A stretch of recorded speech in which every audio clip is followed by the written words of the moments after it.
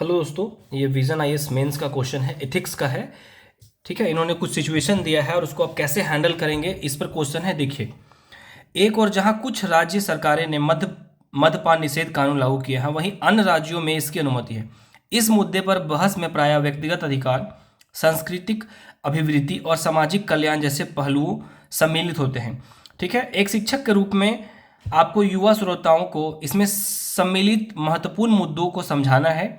ये मुद्दे क्या हैं, आप अपने व्याख्यान में निष्कर्ष में क्या कहेंगे। देखिए, इसमें क्या, इस मुद्दे पर बहस में प्रायः व्यक्तिगत अधिकार, सांस्कृतिक अभिवृद्धि और सामाजिक कल्याण जैसे पहलू सम्मिलित होते हैं।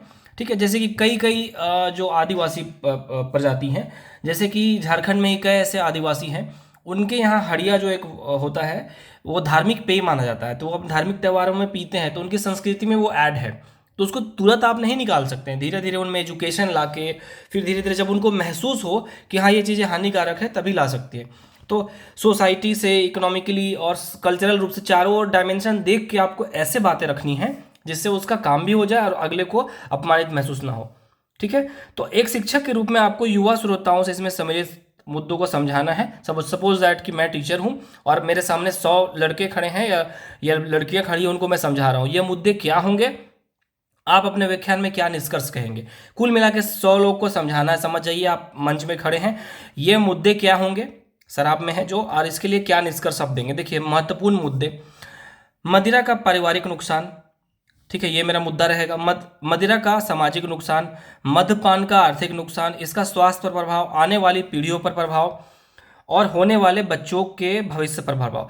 अब इनका विस्तार करना था। एथिक्स में पहले बार अटेम्प्ट कर रहा था, तो मुझे आइडिया नहीं था कि इसको विस्तार करना था। अगर मैं इन चीज़ों को विस्तार, मैंने मेन पॉइंट्स लिखा और आगे बढ़ गया, अगर इस चीज़ को मैं और विस्तार करता तो मुझे और अच्छे मार्क्स मिलते। अब देखिए, महत्वपूर्ण मुद्दे को मैंने ऐड कर दिया। अब देखिए, निष्कर्ष में निम्न बातों को भावनात्मक रूप से लोगों के समक्ष रखूंगा मैं। ठीक है, निष्कर्ष में मुद्दे बताने के बाद क्या निष्कर्ष आप दीजिएगा। चित्र के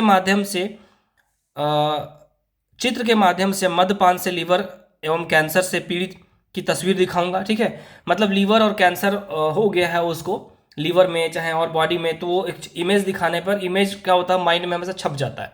आप अगर किसी को भी आप याद करिए, किसी को भी, सोनू है, मोनू है, रिंकी है, पिंकी है, कुछ भी है, एक नॉर्मल नाम है ये, तो आप उनको देखेंगे, उसमें आपका चेहरा याद आता है। तो माइंड हमेशा इमेज को रीड करता है, तो इमेज को दिखाएंगे तो उससे उन पर प्रभाव पड़ेगा।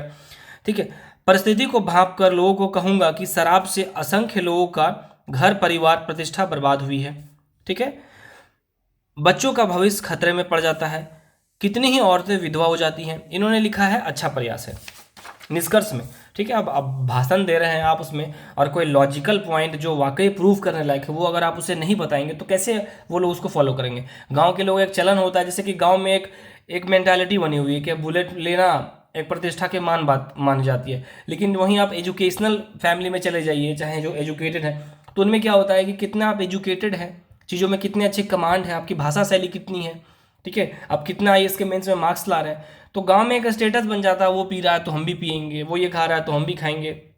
क्योंकि उसके बाहर आप निकलोगे तब तो, अमेरिका है, कनाडा है, जापान है, ऑस्ट्रेलिया है, ये सब आप दूसरे दृष्टिकोण से देखोगे तब तो आप में प्रभाव पड़ेगा। अब देखिए, और अंततः मैं इस वाक्य से संवाद को समाप्त करूंगा कि एक अच्छा व्यक्ति वो है जो अच्छा पुत्र साबित हो, अच्छा पति साबित हो, विवेकशील पिता साबित हो, समाज में उसकी प्रतिष्ठा हो। एक अच्छे व्यक्ति का क्या गुण है मैंने लिखा था उसमें, जिंदगी आपकी है, अतः इसे गुणवत्तापूर्ण रूप से जिए, इसे व्यर्थ में बर्बाद ना करें। 6.5 नंबर मिले हैं मुझे। जो इसमें मैंने बताया आपको, देखिए, तो इसमें क्या करना था, इसको विस्तार देना था, महत्वपूर्ण मुद्दे थे, उसको विस्तार देना था। और जो ये पॉइंट्स है, मुझे और थोड़ा पॉइंट्स डालने चाहिए थे, तो ये 8 नंबर 9 नंबर भी जा सकता था।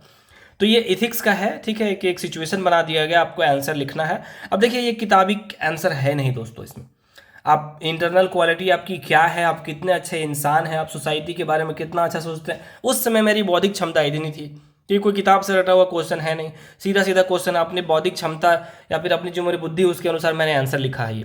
ठीक है, 2-3 साल 4 साल पहले का ये आंसर है। तो इस तरह से आप आंसर लिख सकते हैं। अगर अच्छा लगे तो इसको शेयर जरूर करिएगा। Thank you and best of luck to all of you.